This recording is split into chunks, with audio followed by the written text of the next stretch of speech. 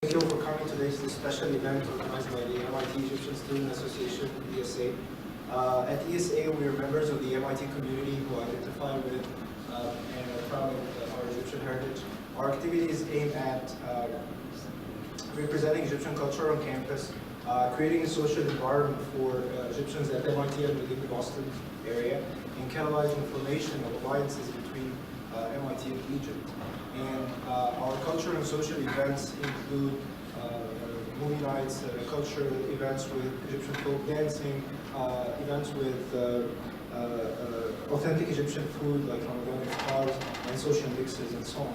And in addition to social and cultural events, we also invite esteemed speakers to come to MIT campus to talk about Egyptian economy, science, politics, and culture. And we're very fortunate tonight to have special guest, Dr. Ismail Serageldin, all the way from Alexandria in Egypt. And Dr. Ismail Serageldin has a very long and very impressive biography, so I'm just going to go through a very quick version of that. Dr. Ismail Serageldin is the founding director of the Library of Alexandria, the new Library of Alexandria, which was inaugurated in 2002. Before that, he has held many important international positions, including being the vice president of the World Bank from 1992 to the year 2000.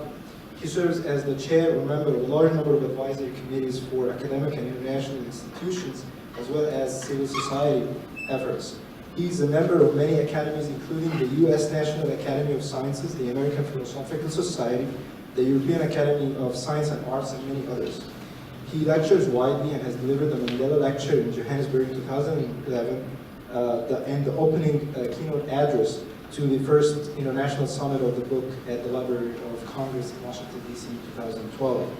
He has also received many honors and awards all over the world, including the Order of the Rising Sun from Japan, the Legion of Honor from France, and the Bajaj Prize from India, just to name a few. Dr. Serageldin is also a prolific author, with more than 60 books and monographs and over 200 papers on a variety of topics, including biotechnology, rural development, sustainability, and the value of science to society. He holds a Bachelor's of Science degree in engineering from Cairo University and both master's and PhD degrees from Harvard University, and has received over 30 honorary doctorates. Today, Dr. Serageldin will talk to us about the rebirth and evolution of the Library of Alexandria. After the talk, we'll open the floor for questions. And now, without further ado, please join me in welcoming Dr. Serageldin.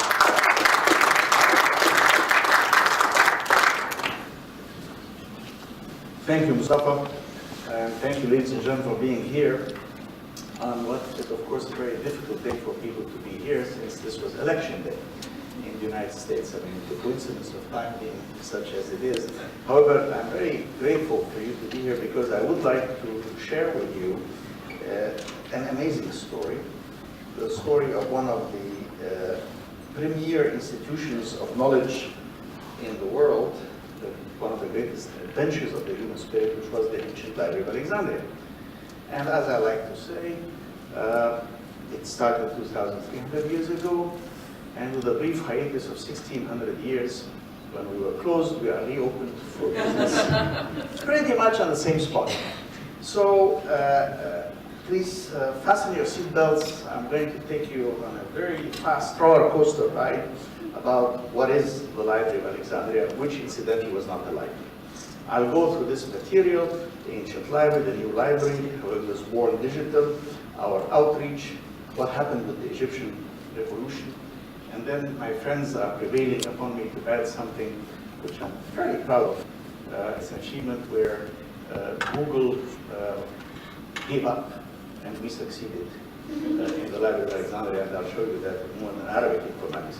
So let me start first of all with the ancient library. 2,300 years ago, it was a revolutionary effort to globalize knowledge and organize the first universal library. And what I mean by that, there were libraries in Egypt, there were libraries in Greece, but the Egyptian libraries cared about Egyptian knowledge, the Greek libraries cared about Greek knowledge. The Library of Alexandria was the first effort to try to combine all the knowledge of the world. And of course, it was founded by Alexander the Great, who, as we all know, was not just a great conqueror, and who established this enormous empire that you see here. Just think, walking on foot all of this empire. So quite an achievement.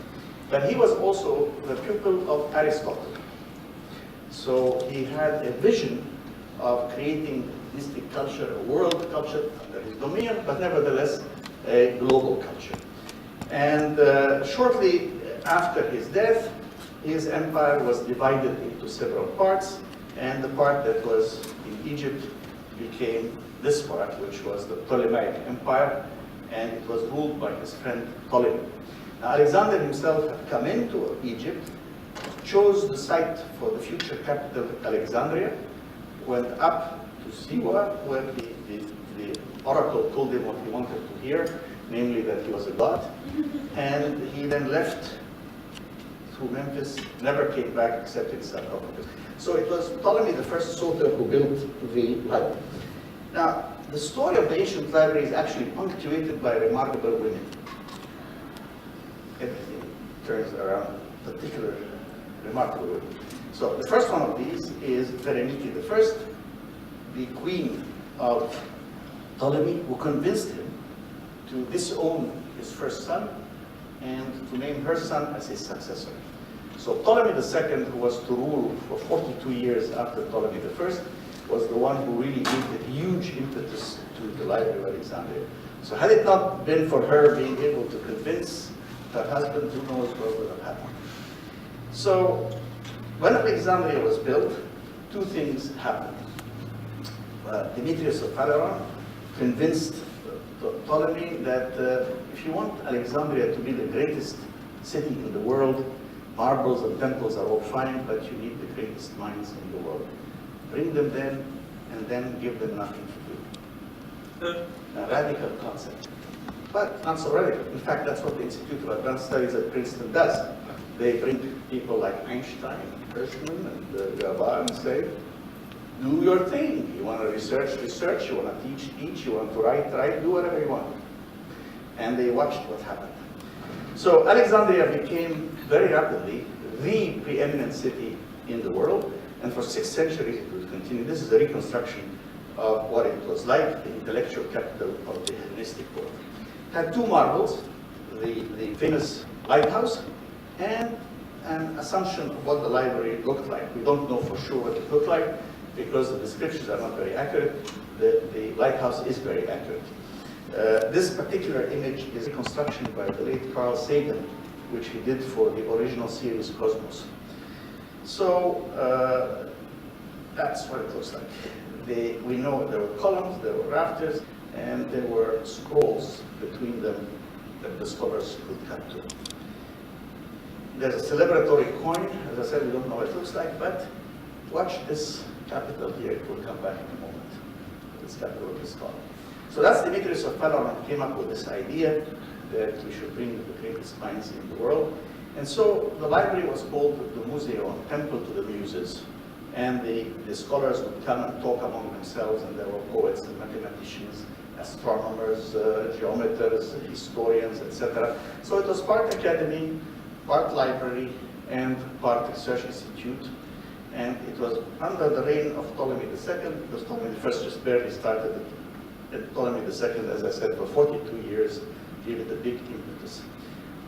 We know there are 700,000 scrolls, and that's about 100 to 130,000 modern printed books. Just to put it in context, more than 1,000 years later, the monastery of St. Gallen's, which was one of the biggest libraries in medieval Europe, had less than 3,000 books. Girl students studied in the ancient library more than 200 BC, so only 200 years ago. And all the travelers talked about these two marvels when you visited Alexandria. So the library initially was this museum, which was here, and it was this temple to the muses, to which was attached the botanical garden, zoological garden, a dissection room, and the library. And the library grew and grew and grew, so the name of the library dominated the entire complex. And that's why we still refer to it as the ancient Library of Alexandria. Although you'll find it in the ceiling medallion as the first precursor institution of knowledge in the US National Academy of Sciences in Washington, because it was really part an academy as well. So the next thing is that as the library grew, they built a second building next to the water here, which will have a major part in our story. And then a third part here in the temple to Serapis, god Serapis, for the plebeians in this. This was the royal district. This was the plebeian district. And it was there in the temple of Serapis. It was known as the daughter library. And this is an inscription in gold leaf for the Serapeum, and it was written in Greek and in hieroglyphics.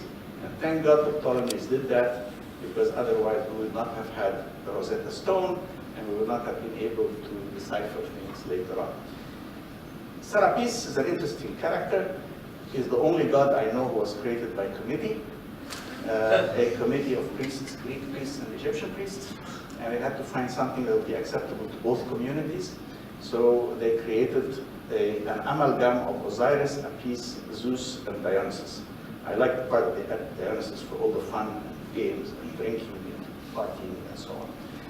And actually he remained the god of Alexandria for 700 years, which seems to be a pretty good run. So the library was at least in 3 parts. The last part in the temple to Serapis, or the Serapeum, as it is known, in these 3 parts. And it continued its glorious history until we come to another remarkable lady, Cleopatra. And I will have to say something in her defense, because I think very highly of Cleopatra, and I think she's been subjected to a hatchet job from my favorite author, Shakespeare, as well as modern Hollywood. But just to give you an idea of what the library, ancient library, achieved. Callimachus was a poet. My predecessor, the 3rd director, told him writing poetry is something you should do in your own time, do something useful, write a catalog for the library. And he wrote 120 volumes on the catalog of the ancient library known as the Pinakes. And it was the first time ever that universal knowledge was organized by subject, by author inside subject, and authors organized alphabetically. Therefore, he became the father of library science and modern bibliographies, which we still do in that fashion to this day.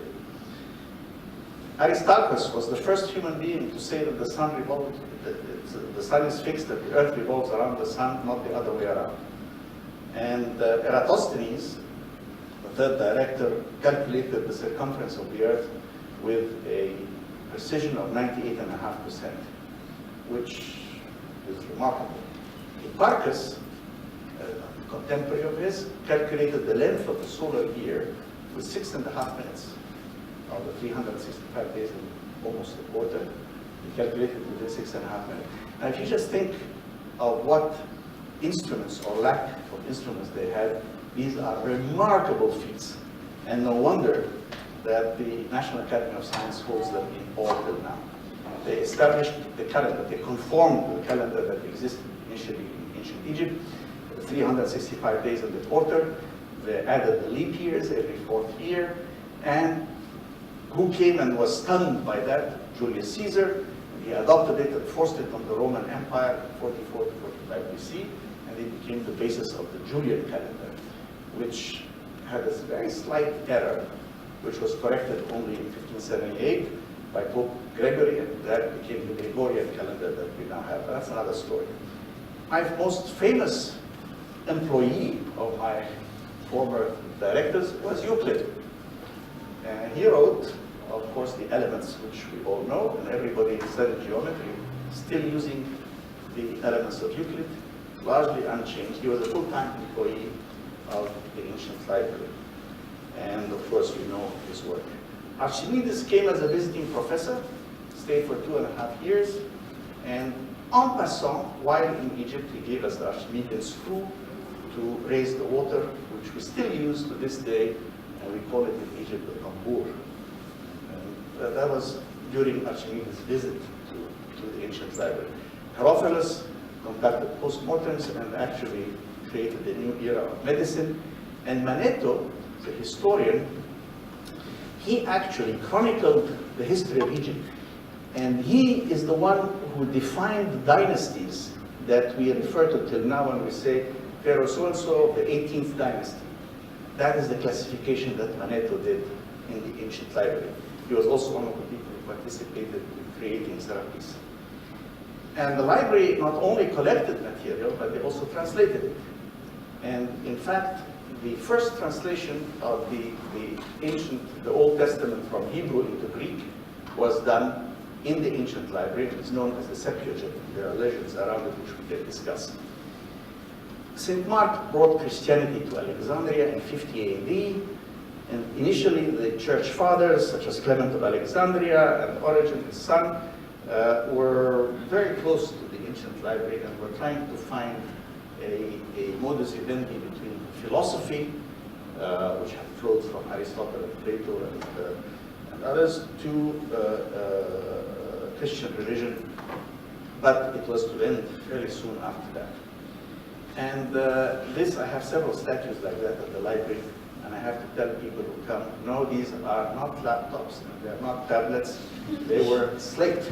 They used to write on slate, like we write on chalkboards. So what she's holding, because I usually get a question from children, is that an iPad she's holding? I said, no, there were no iPads in those days. So this marvelous experience of universal knowledge has all disappeared, but it lives on in the minds of the people.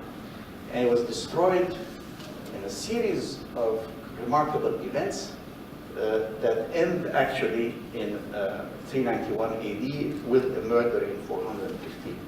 So let's recall there were 3 locations for the ancient library. And the first thing that happens is Julius Caesar comes to Egypt in 48 BC. At that time, Cleopatra, a brilliant young princess, had been ousted by her brother, Ptolemy XIII, and so she smuggles herself into the camp of the visiting, conquering Roman, and she rolls herself in the carpet. That part of the story is true. It unravels, and she speaks to him and convinces him to stand by her against her brother. And he does. And what we have is that in the fire that followed, the 2 fleets, the Roman and the Egyptian fleets, were burnt to the ground, except that Caesar had pulled the Roman legionnaires to hold the land until the legions would come from outside of the city. And that was known as the Alexandrian War of Julius Caesar. And in that conflagration, the first fire for the ancient library was destroyed. This fire that was a building that was at the harbor. Now, depending on who you read, 40,000 scrolls, 100,000 scrolls, 400,000 scrolls were destroyed. We don't know for sure. But there was destruction. And it was, of course, at the time of Cleopatra. Caesar then gets murdered. He takes Cleopatra and their son to Rome, but he gets murdered in Rome in the famous story. And Mark Antony stands and says, friends, Romans and countrymen, lend me your ears, I come to bury Caesar, etc., etc. And he, after winning the initial war with his colleague Octavian, he becomes the master of the Eastern Roman Empire. He's the master of the world, and he falls again madly in love with Cleopatra. And this is where I have to speak about Cleopatra, because she was not particularly pretty, but she had enormous charisma. She was very educated. She spoke 5 languages. She did arithmetic, and she wrote poetry, which for a young princess at that time is an enormous amount of education. And you have to remember that both Caesar and Mark Antony were rulers of the world. They could have any slave girl they wanted. They didn't have absolutely, it was just a matter of sexual appearance. I mean, they wouldn't have been so enthralled with Cleopatra. It was her personality, her charisma that did that. And as a result, you know, there's a great love story that occurs between Antony and Cleopatra, which has been featured in song and film from that time. This is Mark Antony, Hollywood style. This is the real Mark. Cleopatra, Hollywood style, the real Cleopatra. But the love story was real. And to prove it, what does Antony do to find his way to Cleopatra's heart? He gives her the 200,000 books that were in the Library of Pergamon, which was under his domain in the Eastern Empire. Now, that I think proves my point. What kind of woman is it? The way to her heart is a massive book donation to the National Library. My kind of woman. That's what I say. So I have to defend her. But the love story is real, and we all know the story, and the Battle of Actium, where Antony and Cleopatra are defeated by the forces of Octavian and Agrippa. It's a sea battle, and Antony falls on his sword, Cleopatra commits suicide, and that is the end of the Ptolemaic period. And as you know, it's one of the major chapters in the history of the library. And Octavian then becomes Augustus, first Roman emperor, and the Roman Empire would go on, and Egypt would become a part of the Roman Empire. Now, the persecution of the Christians started in Egypt after St. Mark brought Christianity. And the persecution was terrible. So terrible that our Coptic calendar starts in the year 283, which is called the Year of the Martyrs. I mean, it doesn't start with the Catholic calendar that we have. And it was very common to have riots and strife and civil war until another remarkable woman comes on the scene. Absolutely remarkable, Queen Zenobia of Palmyra. And she actually takes a huge part of the Roman Empire, which you can see here, Palmyra being in Syria. And that's the story of Queen Zenobia. And Alexandria welcomes her as a savior, which did not please the Emperor Aurelian, who decided to come and put order. What Roman emperors did when they had the rebellious province, they came back to put order. But the destruction, the murder, the maiming, the crucifixions were absolute. And she was put, as you see in this painting, in chains of gold to be taken to Rome. But her story, which is another story, is remarkable because the Roman general falls madly in love with her and marries her, and she's spared, and she ends up her life as a housewife in the suburbs of Rome. But Aurelian, however, did terrible things.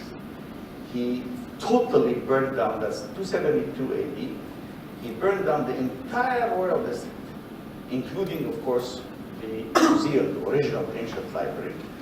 And if you are so inclined and have the Indiana Jones genes in you, you can come to Alexandria and look for the tomb of Alexander the Great, because it was destroyed in that fire as well, and nobody knows exactly where it is, but we know it was somewhere there. We know because both Caesar and Antony and Octavian went to touch the tomb of the great man and to be inspired by Alexander, so it was there. But anyway, the total destruction of that, according to the chronicles, he did not leave one stone on top of the other. Everything was destroyed in the royal district. So all that remained was the small daughter library in the Serapeum, the temple to Serapis, that was in the popular district as opposed to the royal district. Then Emperor Theodosius I issued a decree. When Constantine the Great embraced Christianity and moved to Constantinople, his capital, he did not ban other religions. He just embraced Christianity, so the persecution of the Christians stopped. 70 years later, Theodosius bans all other religions, only Christianity, hence the Holy Roman Empire becomes at that time. And so Bishop Theodosius, Bishop Theophilus, following the orders of Theodosius, goes and burns the Serapeum in 391 AD. And here is the manuscript of him standing over the fire of the Serapeum. So what we have now is 3 major fires over 450 period, not a single fire for the ancient library. And what remained as the manuscripts in the hands of the scholars, and the last of the great scholars was Hypatia, daughter of Theon, a beautiful woman, great Neoplatonist philosopher, the first name in mathematics, first woman's name in mathematics and astronomy, and also the first martyr to science. I consider Socrates was killed for his political views, but she was killed for philosophical and scientific views. And she was murdered by the mob in 415 AD, and it was made into film. It's a is the film version of Hypatia, and that's the film version of the ending of the story. That's the funerary paintings we have of her. And she was honored by astronomers today by naming a crater in her name, the Hypatia crater. So the last part, what they call it 391, the actual fire or the actual murder of Hypatia, they cut her to pieces, scraped the flesh from the bones, burnt the remains. So the mob was really terrible on that.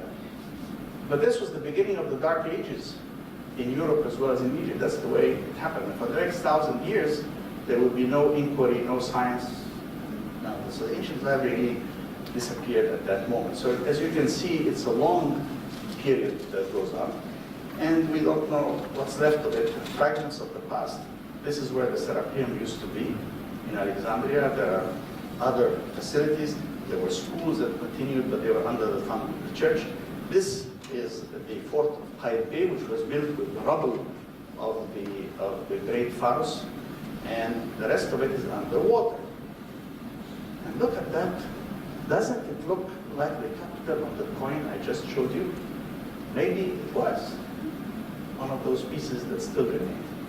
But we do know we did pick up Ptolemy's statue from the sea, and having picked it up, I said, bring him home.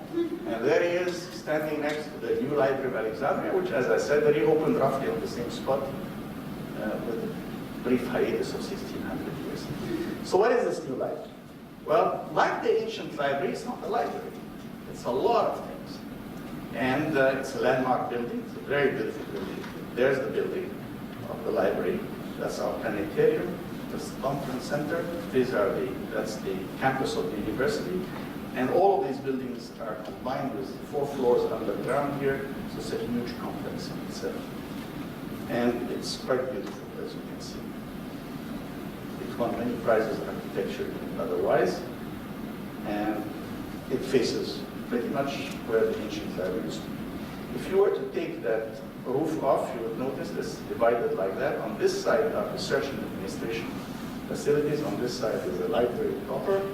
And that's what the library reading room looks like. It's one of the most beautiful reading rooms in the world.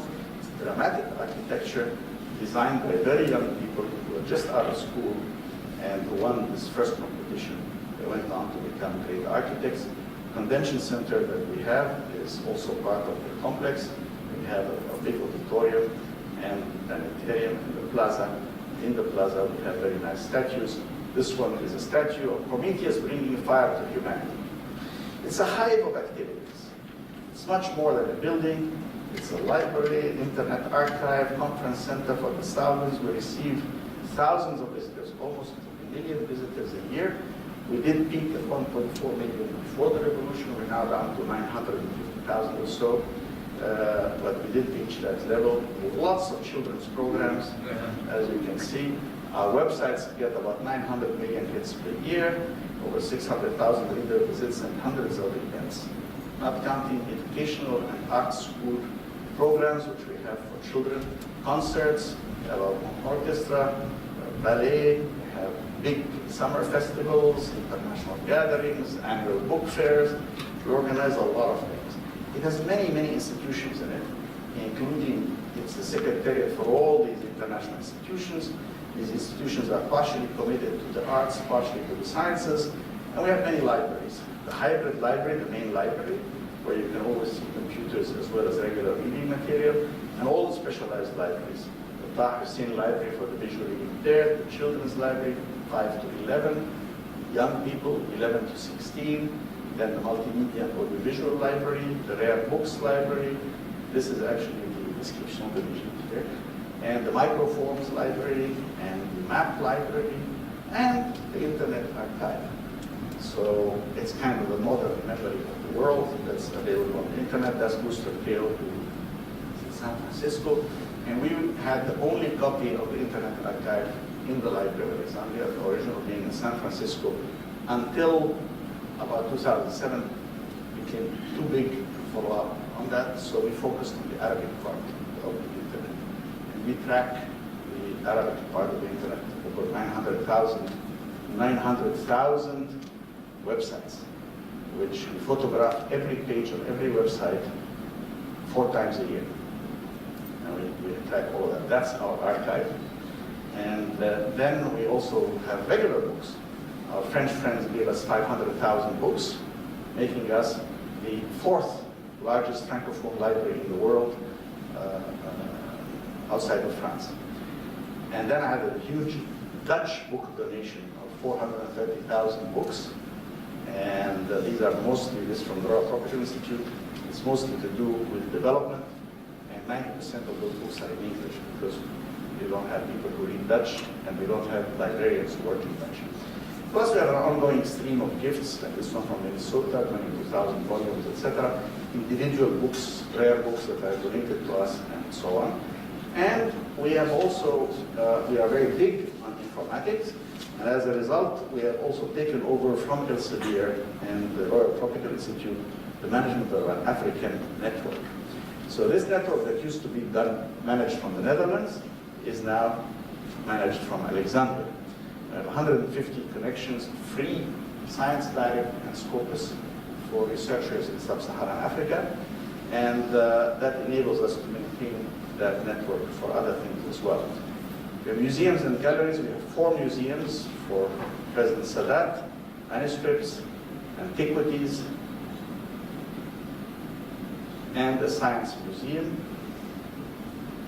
with an exploratorium where children get hands-on exposure to science, and where they encouraged to ask what if, well, try, see what happens. Special outreach to youth, and I love our annual science festival. We had this last year 30,000 visitors, which you can see here. And it's not just the experiments that the kids do. This picture is what I like. They're having fun. Science should be fun. They should be encouraged to enjoy themselves, not to think that it's a tedious job. We have 15 permanent exhibitions and art galleries, which you can see here, all donated by the artists. And this folkloric art, as well as other things, 10 more of these. 4 galleries for temporary exhibitions that we change. And we have 15 research institutes, actually 10 original ones, starting with manuscripts and calligraphy and writing, scripts and writing, and special studies which mostly involve connecting people in Egypt with people outside. And we hold a biennial huge conference called Biovision, which deals with biotechnology, and the outputs of that involve many distinguished Nobel laureates who participate. Center for Documentation of History, the Kalsharama, that presents the history of Egypt in interesting ways, which was soon coming in 3D. We have, unfortunately, the title ISIS. We used it a long time ago, International School of Information Science. But I like Ban Ki-moon, who said the non-Islamic non-state, which I think is better than the Islamic State. So this is where we do a lot of our informatics. And then we have an art center where we created the first classical orchestra in Alexandria with many, many features. We have a center for studying Alexandria and the Mediterranean, including the modern city. We have a center for Hellenistic studies that focuses on the period of the ancient library and gives degrees in master's and PhD jointly with the University of Alexandria. We have a center for democracy and social peace, which followed the reform program that was launched from something called the Dialogue Forum initially. We have a center for development studies. Now, all of these help to mobilize Egypt's intellectuals and advisory committees and other things. In this last year, we added 5 new centers. So the first was Arabic Computational Linguistics. More on this later. That's the one where we succeeded, where Google withdrew. And we have a Center for Islamic Civilization and Contemporary Thought, where we are reissuing the classics. And we have a Center for Coptic Studies, where we do a lot of not only publications, but also seminars and training people in the Coptic language. We have environmental studies, and we have Francophone activities, because we are such a large institution in Francophone world.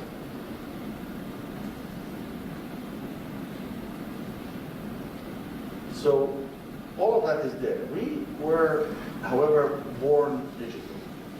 And our commitment is to access to all information for all people at all times. Hence, discussions with my colleague here about copyright, availability, and access, and so on. And we link and cooperate with others and add to the available digital material, because it's now really, for the first time, we have a librarian's dream, which is to bring all the knowledge of the world at the fingertips of any reader. Technology exists at last to do this. It did it before, now it does. So the question is, how do we organize ourselves to do it? Global knowledge is now a reality. Anything that's done in China or Brazil or Canada is known almost instantaneously in the US, UK, South Africa, India, and Egypt. We have digitized more than 200,000 books in Arabic, all online, all searchable. We are digitizing now a large collection that was made by the Serageldin Center in Egypt, which has 1 million catalog clipped newspaper articles. And they look like this, so you have the metadata and searchability, you get the actual pictures of these last 50 years of material. We have robotic digitizers, and we honor the past. And in honoring the past, we document the heritage of the past. That's our center in Cairo, one of our centers in Cairo. And where, for example, we did the archaeological map of Egypt, and you can see that's what it looks like. And then you can go here and click on it, you get the site. Go on the site, click on it, you get this tomb, you can navigate the tomb, go to this wall, choose this site, and here's the translation in English. It's a huge amount of work, it's ongoing. We did the architectural heritage of Cairo, all the monuments, and either by individual building or by street or by architect, you can look it up. We did the natural heritage as well, and with the intangible, the musical heritage of Egypt, the photographic memory, all the old photographs you could find. We documented folklore and oral tradition as well. And we presented all in this Karcharama, which has been patented. And it's available in 3 languages on this website called Eternal Egypt.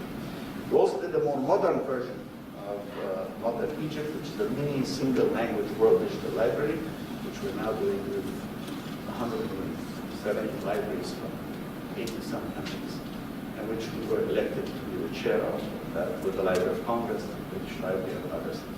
We issued the description to Egypt. We're creating the archives. We created an archive for Muhammad Naguib, our first president. We did Nasser. When I say an archive, we have 53,000 pages of documents from the US and London and so on, all 1,300 speeches, audio and printed, 51,000 photographs, etc., etc. And the same thing for Sadat, and the same thing for Fortus Ghali, and others as well.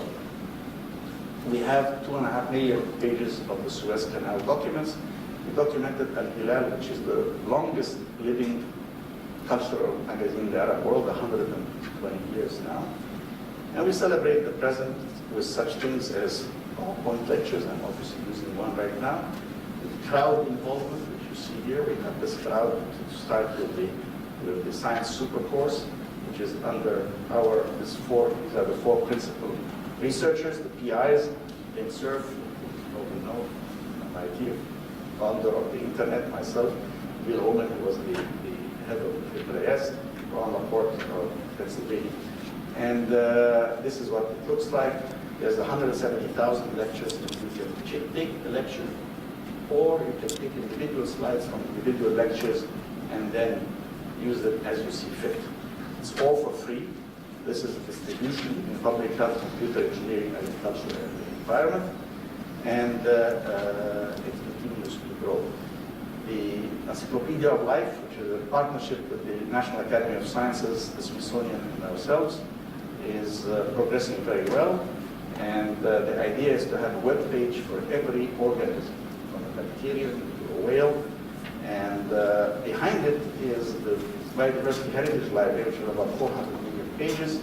We've digitized about 50 million pages of those. We've done 1.3 million of the individual species pages.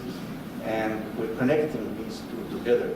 And the National Academy of Sciences had to withdraw from the project because they said we have to start it, but the Library of Alexandria can continue, and we took over their role. We're embracing the future, and we did that very early on. We started in October 2002.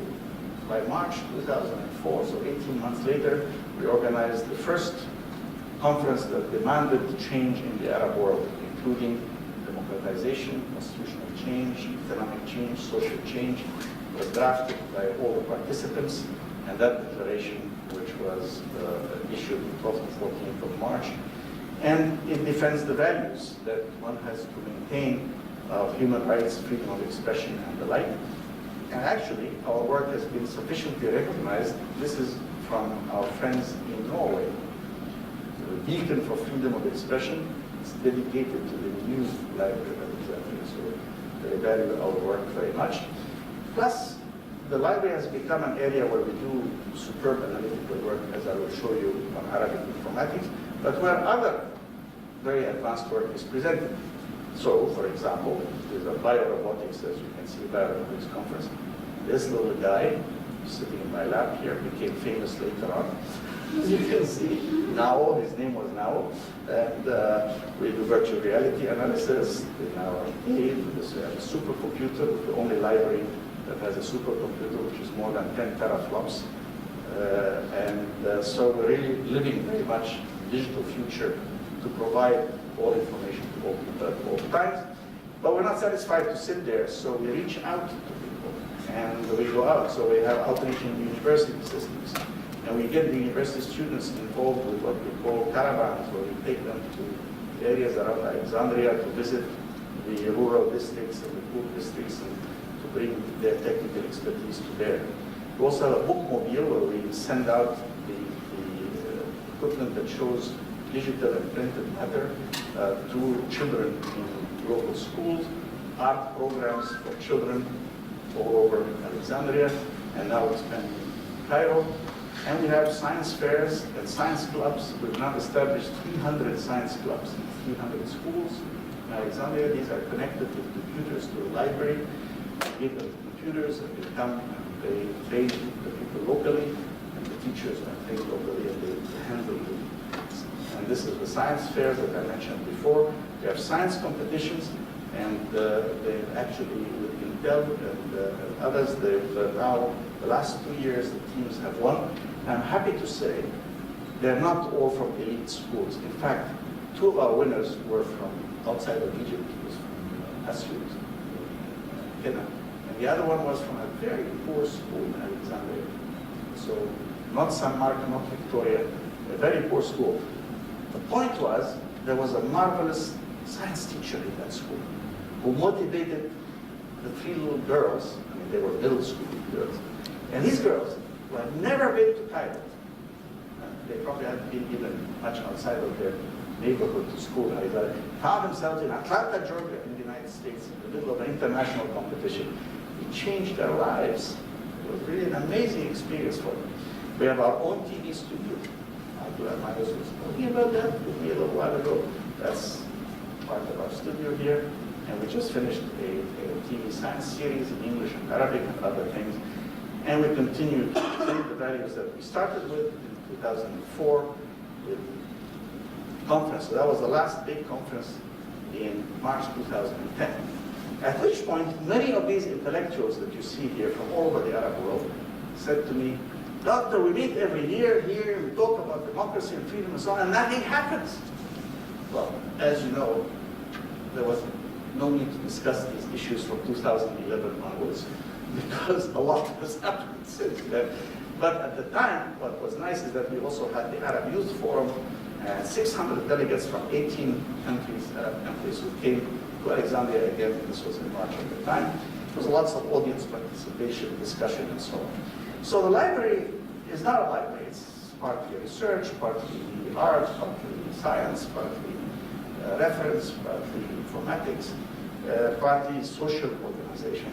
All the parts are essential. They reinforce each other, but the whole is more than the sum of the parts. And I, like Mr. Borges, believe that paradise is some kind of library. So we'll see. But as I said, 2010 was the last time people said to me, we talk, and nothing happens. Well, guess what? It happened. all of these exploded, starting with Tunisia, Libya, Egypt, Sudan, etc. All of the whole Arab world pretty much exploded. In Egypt, of course, these unstoppable crowds. This was the famous Tahrir Square. Here it is filled with people at night, and fearless confrontations, as you can see by the demonstrators, counter-revolution. This beautiful cartoon of the kids with the Facebook and Twitter confronting the centralized police. So the issue was, they said no to the regime, that years is enough, and Mr. Gamal Mubarak should not succeed his father. It was closely followed by the rest of the world, and I just 2 or 3 slides to show you I couldn't resist that. In Wisconsin, they were having demonstrations at the time. And look at that. Yeah. Look at that. Egypt, help us. Egypt supports Wisconsin. Kind of nice to see that. What happened to the library, however, during that? Well, remember, this is the university campus. The library has no walls, no gates around it. And these 2 streets, the Corniche next to the water and the street next to the university, is where the demonstrations came. Demonstrations were quite large. This is a demonstration in Alexandria, so it wasn't just in Tahrir Square. This is a little bit further from the library. And I was standing there watching that huge demonstration come towards us, wondering, what am I going to do? Whether I tell them they come, will they listen? Will my voice carry over the roar of the crowd? Well, out of the crowd, these youngsters came up and said, this is the library, nobody touches it. And here they're holding a sign against Mr. Mubarak, but supporting the library. And the demonstration is over here on this side, as you can see. Here they are again, unarmed, as you can see, only holding papers. And there's the demonstration. And people are very orderly in front of the library, fair time. Look how orderly they were. They didn't do anything to the library. However, 10 blocks away, this was what they did to Government House. Same thing. So it was not a foregone conclusion that the library that's attached to the president would necessarily be spared by people who were demanding the overthrow of the regime. That's what they did to Government House. They did the same to police headquarters, to party headquarters, and the like. Then they did this huge flag that you see here. And that flag, they have to surround the library. See, there's no walls here. So they put the flag like that, where they had initially had this human chain here, and that's me, colleagues waving to the demonstrations that were passing by. This is on the other side. That's the university campus on this side. And here, you can actually see them also holding hands, protecting the demonstration. Because again, there's no walls. There's nothing there that allows us to come. And there were big demonstrations on that side too. Then these steps became a favorite place for all human rights activities in Egypt, including when the Islamists started becoming strong. The Christians and the liberals would rally around these steps, which you can see here is the crescent and the cross, which incidentally was the original sign of the 1919 revolution, national revolution in Egypt, the crescent and the cross. And here's the cross, you can see them, and this is the library where they stand.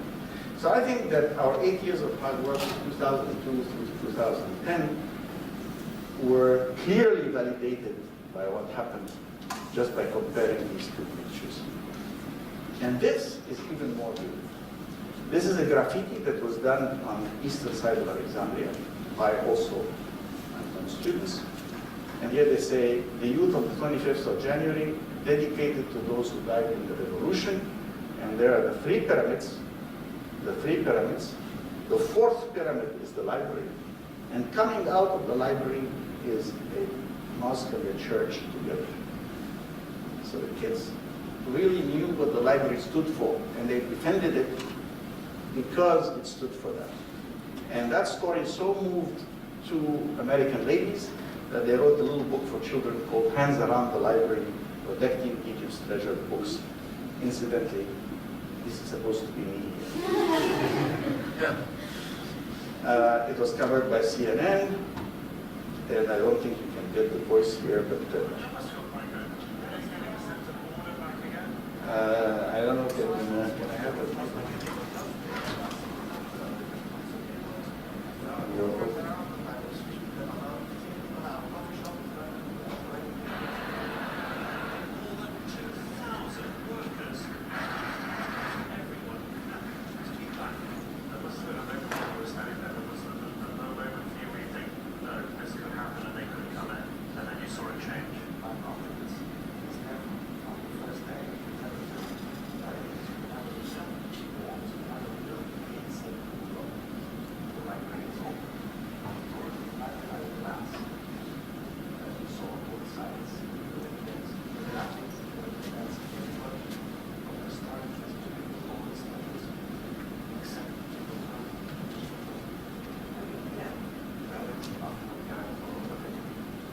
So anyway, that was covered by CNN because it was really a remarkable thing. Later on, unfortunately, the waves of unrest turned ugly, and the Academy of Science was burned, and other institutions were burned. And then the library itself was not immune from these problems, and there were problems inside the library. There was a wave of unrest and confrontation. There I am confronting the unhappy staff and their allies, and this is calm, however, returned soon enough by discussion, and I'm happy to say not a person was hurt, not a stone was thrown at the library. Through discussion and discourse, everything went back to order. And after an 18-month transition ruled by the military, we got our first elected president, Mr. Morsi, who Morsi was, in fact, of course, the candidate of the Muslim Brotherhood. And he also recognized the library, supported it, provided his support. He met with our board of trustees. He presided over the first meeting of the board of trustees, as you can see, and he gave his support to our conclusions. But then new problems exploded within a year after he had passed through the new constitution and there was a new project going on. Actually, Egyptian people and a lot of women in particular said no to the Islamist project. And among the demonstrators. And then it was a case of, again, the crowds coming out on the 30th of June and removing the president from power. But this time, it turned violent. There was enormous violence in the streets. This is the image in the streets that happened after the removal of Mr. Morsi, of the confrontations that occurred. And for the first time, there was damage to the library. But the damage to the library was quite limited. Actually, you can see it here. 2 bullet holes. These, however, were stray bullets. The library was never targeted by anybody. And, but you can get killed by stray bullets just as much as by intentional bullets. But the fact was that they were fighting in other places. If I throw a stone at you and I miss you, it will fall 20 meters behind you. If I shoot a bullet at you and I miss you, it's going to continue for a long time. And it did. Here's another pane of glass that was broken. So it was never targeted. The VA itself has never been targeted by anybody. And that's, again, very important because we continued our work. And our achievements in 2013 and 2014 were remarkable. We organized over 1,100 events between Cairo and Alexandria. And we had 300,000 reader visits, 700 events in Alexandria, including a resumption of our summer festival, which had been sort of turned up. Data Seminary, which is an old historic house in central Cairo, which we use for our events, was used for about 300 events. We have published actually a very large number of titles. So far, we've published 373 titles and 51 multimedia CDs in the Library of Alexandria. And these efforts continue from all the research institutes and all the activities that we do, including the catalogs for exhibitions and the like. This just gives you an example of the many, many things that did occur during that time. Our websites, again, over 900 million. And although there was a slight drop in the hits, we have over 16 to 18 million individual visitors still to our websites. And we're counted as one of the great libraries in the world. And this is a commemorative stamp issued for the 80th anniversary of Taiwan. And here we are, 10 great libraries, and we are one of them. In fact, they were so nice. So I'll expect that from you next time. They issued a commemorative stamp for my lecture. As you can see here, this is we also received the Gulbenkian Prize, which is given to an institution that stands for values of openness and humanism around the world. So the library was selected for 2013. Now here is where I have this achievement of special relevance that I would like to show you, which is about the Arabic informatics. It really is quite remarkable. And here it is. One of our centers was Arabic Computational Linguistics. So that had initially started with a project that was called the Universal Networking Language, designed by the UN. Why did the UN get involved with that? Well, they said, if you want machine translation between languages, normally what you do, you take a pair of languages and you do the machine program for it. Then you do another one, for example, between Arabic and French. And the UN said, no, instead of that, let's map a purely logical language called the Universal Networking Language. And so I would not go straight to English, I would go Arabic to UNL, UNL to English, back to UNL, and then back to Arabic. Now, why would I do this? Well, you'll see the advantage now. When I add the French, not only do I have the Arabic French, but now the French and the English put together as well. And again, for all languages we add, we have 48 language groups now working on this program. And the UN is interested because of the small languages, like say Armenian, who's going to develop a program between Armenian and Arabic, for example. But the Armenian linguists just do Armenian, UNL, Armenian, and the Arabic linguists do Arabic, UNL, Arabic, and everybody gains. And that protects the small language. That's why the UN was involved with that. So that was the original project that was becoming a reality, and these pages were translated. But we focused on that part of UNL and Arabic.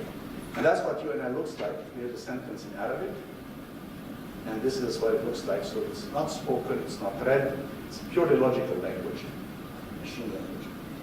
So how it works, can we create a common web language? So if I have Arabic, I say, Akala walad tufaha, the boy ate the apple, Spanish, niño, etc., the German, the French. And what you will notice immediately, of course, is that the positions of the words changes in every language. So even a three-word sentence is different. But we can create a universal scheme that recognizes the relationship between the three words. And the question is, can we now convert that back into, let's say, Arabic? The answer is yes. How do we do this? Well, first you have to have a dictionary, and the universal words are then converted to the right words. And then you have to have the relationship between them defined in a semantic relationship, which goes into detailed programs of Arabic grammar in order to get a correct sentence. So it's not just a dictionary, we need all of that. And that sentence is correct. So we have the dictionary as the corpus of exambiguation, morphological, semantic, synthetic analysis, etc. Now this is a semantic appearance of the three-word sentence. What semantic representation of an average sentence looks like that, and we'll see a lot of those in a moment, so you know what it is. So what are we doing for the Arabic language? The Arabic language is now 1.2% of what's on the internet. The English is about 55%, and these are all the other languages. So we created a center in the name of the late Ibrahim Shahata, and this is a team. And as you can see, they're all locals. And this group here are the chief linguists, and all of these are the linguists, and these are the IT people. And they work together on that team. So it's all local work. And we built the International Corpus of Arabic with the benchmark of the best English language corpus, such as the International Corpus of English, or ICE, the BNC, the British National Corpus, Survey of English Usage. So we created the International Corpus of Arabic at the Library of Alexandria. We looked at the other Arabic efforts done by Saudi Arabia and the others. They're not suitable for what we need. We want 100 million words and to represent modern standard Arabic as it is used. Cover all varieties of Arabic, not just one country, and provide a morphologically, syntactically, and semantically analyzed material for use by researchers. So the sources we use are the press, books, the academic journals, only 8%, because academic writing is very special, and the web articles. And the genre, we want also biography, arts and culture, religion, applied sciences, etc. And the countries, Egypt, Saudi Arabia, Qatar, Jordan, etc., all this material. So Egypt represents about 13%. So what we've done now with that is we have collected 120 million words. We have actually entered, this was done a few months ago, so by now maybe 19 million words. Why? Because you have to watch for the 3 percentages. The percentage of sources, the percentage of genres, the percentage of different Arabic countries. And then the words we have to do them. And what you have is that each word in Arabic is a derivative word, لغة اشتقاقية, as we would say. So you have a root, such as darasa, from which all of these combination of words are derived in Arabic, so it's quite complicated. Arabic has not only masculine and feminine, it has singular, dual, and plural.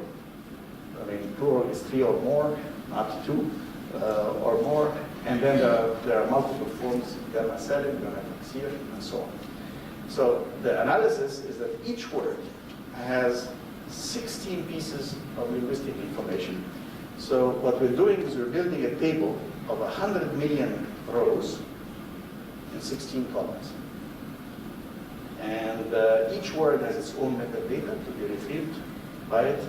And you can analyze different things in it, like verbs, find it in context, within context, outside of context, and we've done that now. Then we took 2 million of those words, and we got experts to go over every single one of them and correct them by hand. Why? Well, 3 examples. In Arabic, بدأ المؤتمر بين الساعة الخامسة والسادسة, the conference started between 5 and 6. And the analyzer would say, these are the possible explanations, and it would choose one. But we would say, this is an error, and we do a manual verification, and we say, it's Zaf again, Zaf is Aman, and therefore it's stored in the training data, you train the program, and you add it to the lexicon. This is this is the real part why Google and us was struggling with this. In Arabic, there are diacritical words, there's symbols that are added. So this is fahum adizun ansiyar. But it could be fahm, could be fahima, could be many other things. And so the analyzer, in fact, picked fahim. And we had to say no. In fact, manual verification says it is damir, and we had to training data. This one, it didn't have it in its storage, couldn't find an answer. So egal, we said, it's an order verb. Now, having done this for 2 million words, we were now able to have a test bed. So our Biblioteca Alexandrina morphological analyzer, we knew the 2 million words were correct. We'd run program against them. We knew the number of errors exactly. And we ran the program and see how many errors the program could identify and correct. And when it could not correct, then we tried to ask ourselves why, so that we would tweak the program later on. And there's a lot of that, because all languages are idiosyncratic. I mean, for example, mouse is plural mice, louse is plural lice, but house is not height, and so on. So you have to have, there's so many exceptions in every language. So you have to create, how do we recognize that? We recognize it by context. So our current precision a year ago was 87%, and I wanted to reach a precision level of 95 to 98% before I would release it. Now, what do we do with this? Number one achievement is disambiguation. In other words, if you have a sentence like كتب نجيب محفوظ العديد من الروايات, Najib Mahfouz has written many great books. What does Najib mean? Well, it could mean noble, it could be a name, which in this case it is, or it could be Nuji, we answer, because there are no diacritics. So in this case, from contextual disambiguation, we can do that. And we can do that for many other things, like for example, this word here, which is a complex word, adrakuna, has actually different components. There's the a by itself, there's the baraka, there is the waw and alif, and all of these actually yield, believe it or not, 68 possible solutions, of which only 2 are correct. Adrikuna and adrakuna. And this one was actually correctly identified as it was a past tense prefix. They catch up with us. That's what it means. Now, this was the big challenge. We can't tell because we don't have diacriticals on them. Why are diacriticals important? In English, the position of the word is significant. If you say John loves Mary, it's not the same as Mary loves John.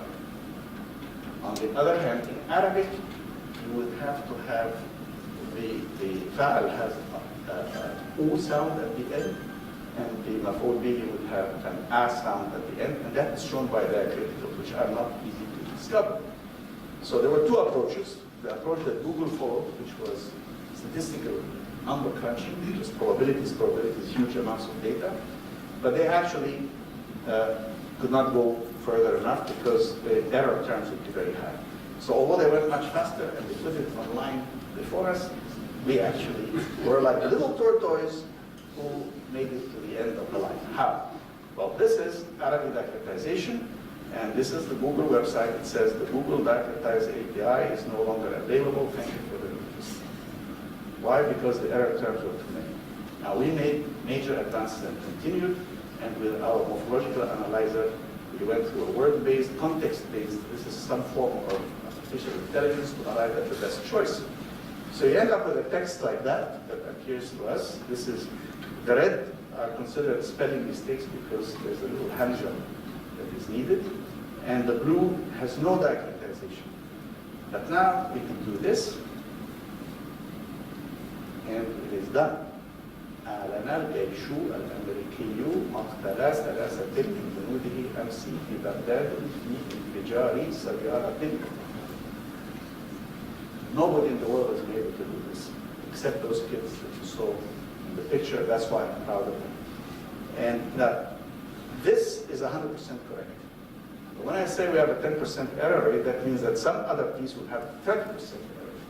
And on average, if you do a lot of them, you have 10% error. That's why I want to reduce that error to less than 5%. The International Corpus of Arabic that enabled us to do this took us 7 years. For 7 years. Now, here's what it can do. Rephrasing of Arabic sentences. If we take a text and send it to the UNL and then send it back from semantic diagram of the UNL into an Arabic sentence, what happens to it? Well, actually it improves. And we took, because our rules are very rigid, we took examples from an old catalog of George Bahbouri, and it says, born 1932, Bahura, also with lines like that. The restated sentence actually recognizes that 1932 is not miles, it's not kilograms, it's years. And it defines it in the year 1932. And the little, jumla fi'liya, which is what it should do, passive form, and then the little dashes become once fi, once be, because its meaning counts. They have the same meaning, explicit sentence. So there are others as well, and here, for example, the little dash becomes what, and so on. And it shows you that here the little dash becomes min. So it's the meaning that is being analyzed, not symbolics. And that's very powerful language because it's a form of artificial intelligence, which we call contextual interpretation. And here you can see the fragmented text, which we can actually change into proper language by filling in. Computer fills in all the missing parts to give you a proper sentence. But for young people who drive me crazy with this, they write on their SMSs these multiple. It's like saying it's freezing with multiple E's, right? So how did it recognize it? Well, actually, it can, and the computer corrects it, as you can see here. And not only that, what about colloquial Egyptian Arabic? It actually, this was taken straight from Wikipedia, the model, and here are the number illi, command, feed, katir, etc. Here it is, and it has been corrected, alladhi, aydan, hunaka, kathira, etc. And summarization, we said, can I take a text, convert it into a graph, put an algorithm to reduce it, so I get a contracted summary and I don't have to read these long reports? And actually, the answer is yes. There's a long text that was converted, and the computer has to define what's the essential part of the sentence. And the essential part of the sentence, and then it keeps other related parts and removes the rest, and gives me a simplified sentence, which you can see here compared to the long one. And it's accurate. It even removed my name from the long sentence, which shows that I started with machine learning. Then we said, well, how can I keep reducing it till I get only a headline? And the answer is yes. So we did basically the same thing, except that we would take the finished product and resend it up, and we did it 3 times in a row. And this is summarized, simplified, and concise. Here's an article, and it was collapsed into this, and then that. Now, actually, this is the correct meaning. And this is what it looks like. And it removes that part, that's a simplified part. And then finally, it removes even these parts, and that becomes the headline. Hadid mawqa ahad which is the correct meaning for it.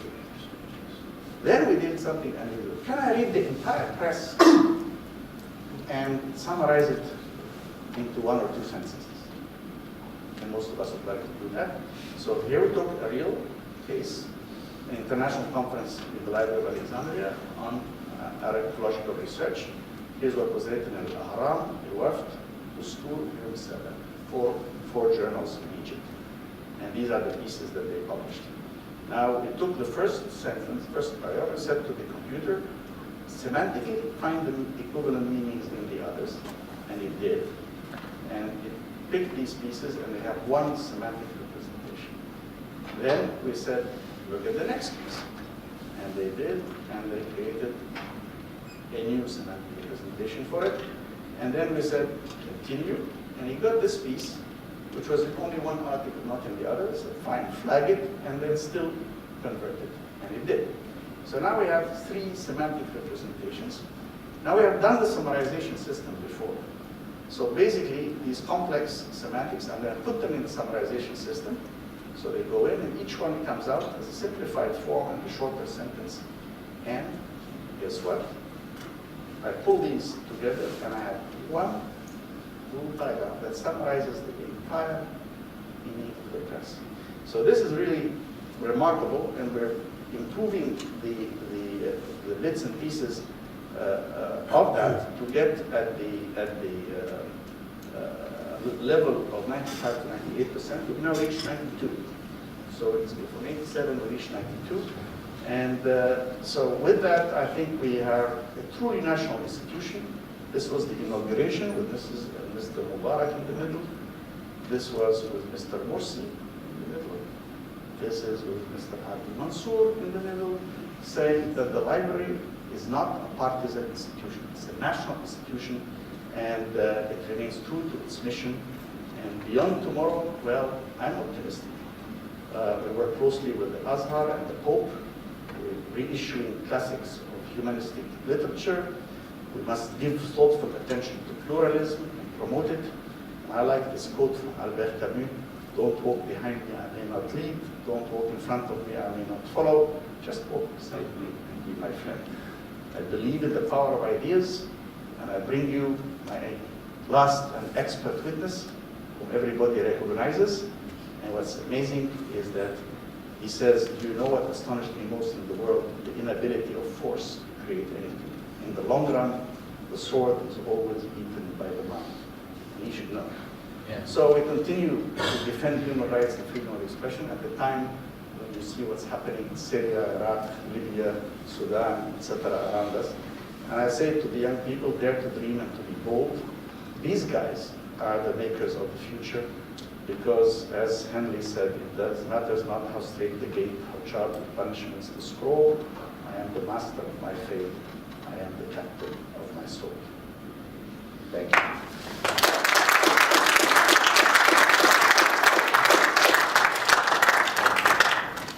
Very, very impressive. So we have time for questions now, so we'll open the floor for questions. There is a mic over there. If you need it. Wow. Hi. Towards the beginning of your talk, you said something about ancient Egyptian libraries dedicated to Egyptian knowledge. I'm wondering if you have any more information about that at the library, or if you can just tell us anything more about that. Sure. The ancient Egyptian libraries were found in the temples. And in fact, we know that scholars from all over the world would come to learn. And among those who came to learn were Plato came to Egypt, but not Aristotle, but Plato came. And Pythagoras came, and they studied these texts. But as I said, the Egyptian libraries were confined to Egyptian knowledge. The Greek libraries, like the Library of Aristotle himself, were confined to Egypt. The Library of Alexandria, that was founded in 288 BC, was the first time that somebody said, universal knowledge is going to be pulled and organized in all languages. We'll translate the languages if need be, and they translated, among others, the Old Testament.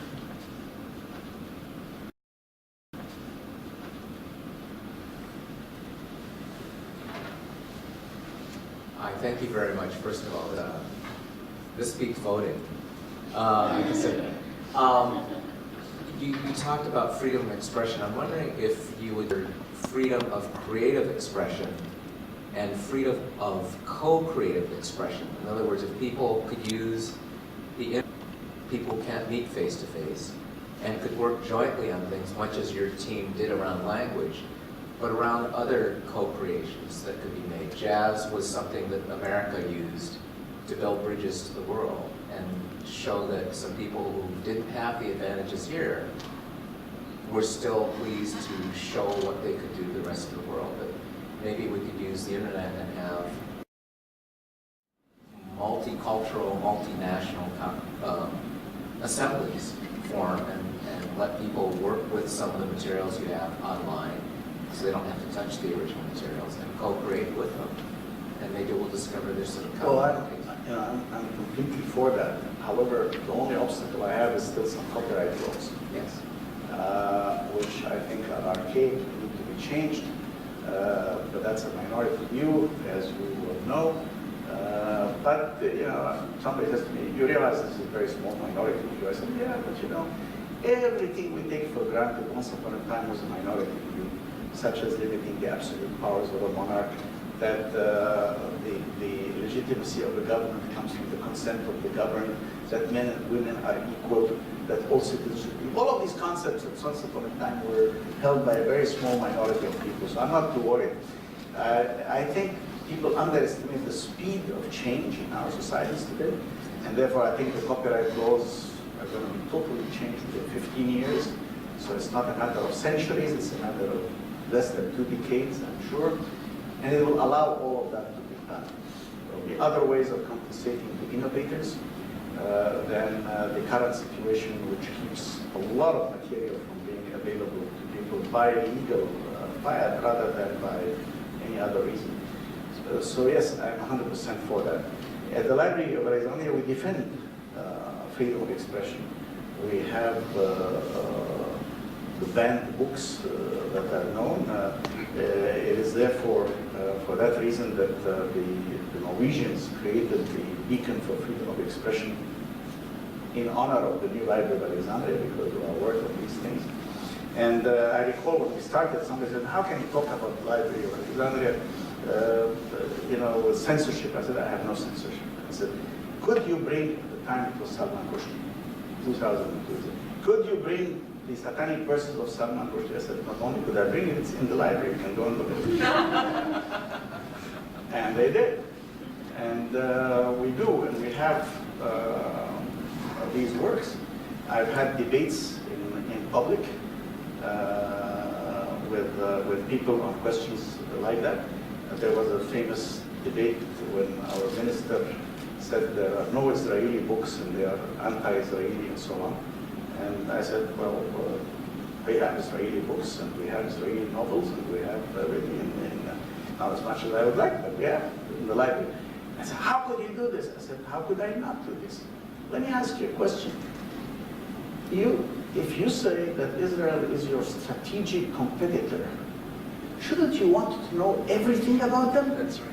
You are the only people in the world who are ignorant and say, and I insist on remaining ignorant. That one on the television debate, a particular one I'll scored. just remind you, you're in Cambridge, it happens. Yeah, well, that's another story. But it's important, I think, that a place like that, and what it stood for. And that's why I showed you this graffiti, which touched me deeply. The kids who defended the library, who drew that graffiti, showed the mosque and the church coming out together, so they understood exactly the values that the library stood for, and they defended it for those values. And that's one of the things that gives me enormous confidence in the young people, that they are going to create a marvelous future.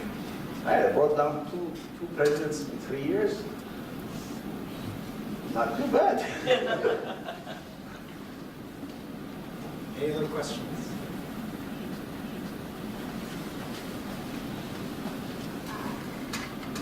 Thank you. Well, thank you so much for your speech, but I guess I have one comment and one question. My first comment is about the censorship part, which is 3 years ago I was trying to get a lot of books from the library, and a lot of them were about like atheist philosophy and books by Israeli writers, and I could not get the books out of the library, and I could not get any access to them. And I guess I really respect that you are against censorship, but it was very hard and difficult for me to get these books there. But my second... You can't get any books out of the library. There's no, in the Library of Alexandria, we don't have a loan policy. I mean, you can only come and consult there. Oh, it couldn't even... But I'll tell you, you have the reasons for that. Sure. And actually, it's not just Israeli books. It's books that involve, for example, art. Because unfortunately, we discovered that some people either, for whatever personal reason, would tear out pictures of nudes and naked women or so on, or deface the books. So I put all those books in locations, something like a reserve, so that somebody who wants such and such a book has to go to the librarian, have to give their ID, and the librarian will get them the book. They can read the book, and then they cannot get their ID back until the librarian has seen that the book is safe, has not been torn up, has not been defaced, has not been, etc., etc. And we know who the person is because she's holding the ID card. So it's cumbersome, but we lost initially a number of books this way. And so to protect the books from that, they are not held in neither open access nor easy access. There are some things you can just simply ask for, but these you have to give in your ID card, you have to fill in a form and say, you know, you promise that it will be returned. And they are much more complicated to get. But we don't have enough books to have many duplicates. And that's the reason why we don't loan books out right now. I'm hoping that we will get duplicates, but we are so little budget. I've been building collections by getting gifts from people because we don't have money. Our money is going to subscriptions of enormous databases, and we have 75,000 journals electronically, titles of journals electronically. So these take up almost all our budget, which keeps people current. But the books we have to be very, very careful with. I think I understand that point, but what happened in that day is that they said it's only accessible to students who are master's students or like PhD students, and at the time I was only an undergrad, and they said I can only access these books if I was a master's student or PhD student, and that I was not a scholar, and I think that's just a point that I was making. Another thing that just I've always questioned and wondered about is that we can't really get into the library with our books.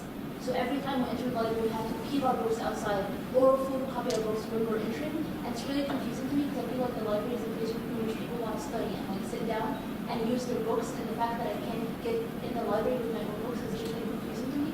So I was wondering what the rationale is behind that. The rationale is the same, because you want to come out with your books, and therefore we have to have a search of everybody to make sure that the books that you are bringing in and the books that you are taking out, and not taking books or exchanging books inside the library. There's 300,000 books that are on open shelf in the library. So that's an easy problem. People can come in and take books and say, I came with 3 books and I went out with 3 books. So you have to have an individual search of every book on the way out and on the way in. So it's easier to say to people because we have tens of thousands of students across the street. When I come into the library, you're welcome. You can bring your notes, write your own notebook, and so on. You can use our computers, you can use books, but don't confuse things by bringing your books in. So that was the rationale of that. Thank you very much.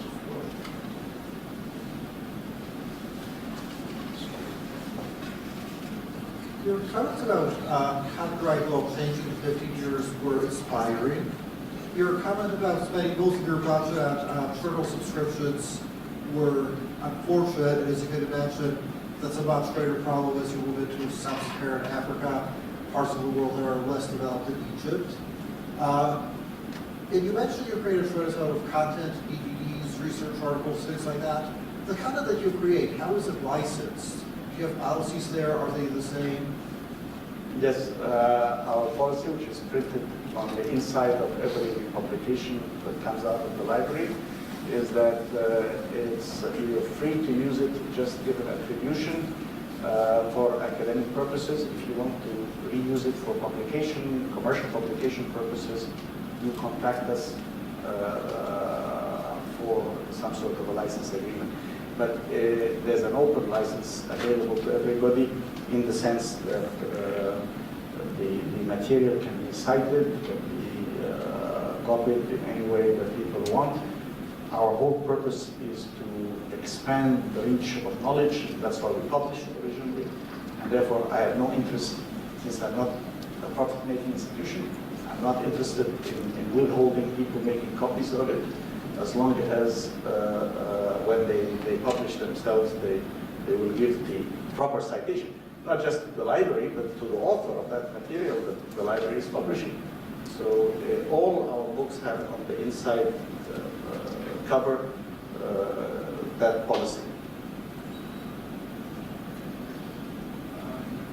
So there are no more questions. Please join me in thanking Dr. Serageldin again.